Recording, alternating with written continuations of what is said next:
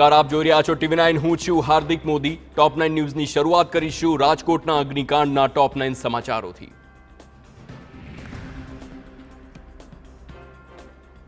Rajkot TRP game zone અગ્નિકાંડમાં મૃત્યુઆંકની સત્તાવાર જાહેરાત. કુલ 27 લોકોના મોત થયાની તેનો સત્તાવાર આંકડો. ડીએનએ સેમ્પલ મેચિંગની પ્રક્રિયા પૂર્ણ કરી તમામ 27 મૃતકના મૃતદેહ પરિવારજનોને સોંપી દેવામાં આવ્યા.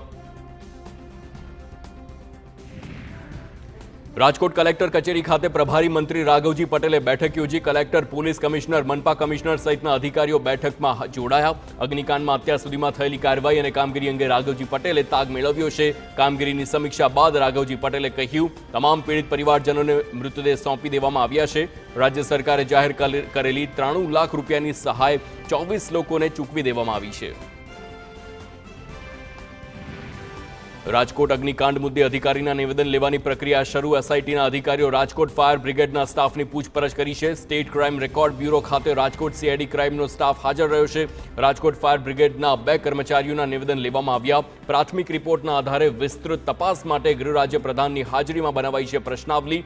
સંલગ્ન વિભાગના ટોપ ટુ બોટમ તમામ અધિકારીઓની થશે પૂછપરછ. વર્ષ 2021થી અત્યાર સુધીના તમામ નિયુક્ત થયેલા અધિકારીઓના લેવાશે નિવેદન.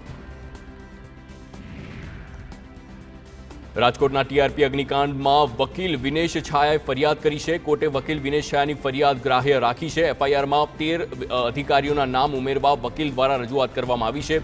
આઈપીએસ રાજુ ભાર્ગવ, આઈએએસ આનંદ પટેલ અને પૂર્વ ડીસીપીનું નામ ઉમેરવા ફરિયાદમાં માગણી. આ મુદ્દે આગામી 20મી જૂનના રોજ વધુ સુનાવણી હાથ ધરવામાં આવશે. ટીઆરપી ગેમ ઝોન અંગે મનપાની ટીપી શાખા અને ફાયર વિભાગની કામગીરી શંકાના દાયરામાં.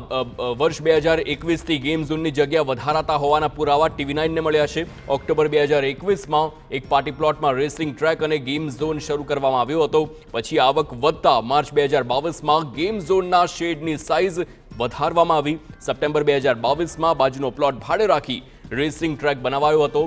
ગેમ ઝોનની જગ્યા સતત વધતી રહી છતાં અધિકારીઓને ન આવ્યું ધ્યાન, તે સવાલ છે. અગ્નિકાંડ બાદ રાજકોટ મનપાના કર્મચારીઓ એક્શનમાં. રાજકોટ શહેરમાં ફાયર સેફટી મુદ્દે તપાસ હાથ ધરવામાં આવી છે. 18 વોર્ડમાં 18 ટીમ બનાવીને ફાયર સેફટીના સાધનોની ચકાસણી હાથ ધરાઈ છે. થિયેટર, શાળા, કોલેજ અને જાહેર મેળાવડાના તમામ સ્થળો પર તપાસ થઈ રહી છે. રાજકોટ અગ્નિકાંડ બાદ હવે જનતાનો પણ આક્રોશ વધી રહ્યો છે. ગેરકાયદે એકમો પર રાજકોટના રહીશોએ જનતા રેડ પાડી છે.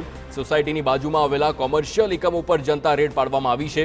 કોઈપણ પ્રકારની મંજૂરી વગર ગોડાઉન ચાલતું હોવાનો માલિકનો સ્વીકાર છે. માત્ર જીએસટી નંબર લઈને કોઈપણ પ્રકારની મંજૂરી વગર ગોડાઉન ચાલતું હતું. તો રાજકોટના સ્થાનિકોમાં ભયનો માહોલ છે. 500 મીટરના દાયરામાં પતરાના શેડ અને ગોડાઉન બનાવાયા છે. તેની સામે કાર્યવાહી કરવા સ્થાનિકોની માંગ છે. સોસાયટીની આજુબાજુથી કોમર્શિયલ એકમો દૂર કરવાની પણ માંગ છે. પ્લાયવુડ, સનમાઇકા સહિતનો લાકડાનો સામાન ગોડાઉનમાં ભર્યો હોવાની ફરિયાદ છે. રહેણાંક વિસ્તારમાંથી ગોડાઉન તાત્કાલિક હટાવવા સાઈબાબા પાર્ક સોસાયટીના રહીશોએ માંગ કરી છે. તો કોંગ્રેસે અગ્નિકાંડ મુદ્દે સરકાર પર મોટો આક્ષેપ કર્યો છે. કોંગ્રેસના હેમાંગ રાવલે અગ્નિકાંડને હત્યાકાંડ ગણાવ્યો છે. માત્ર નાના માછલાઓ સામે કાર્યવાહી કરી હોવાનો કોંગ્રેસનો આરોપ છે. તપાસમાંથી મોટા માથાને બાકાત રાખતા હોવાનો પણ આરોપ છે.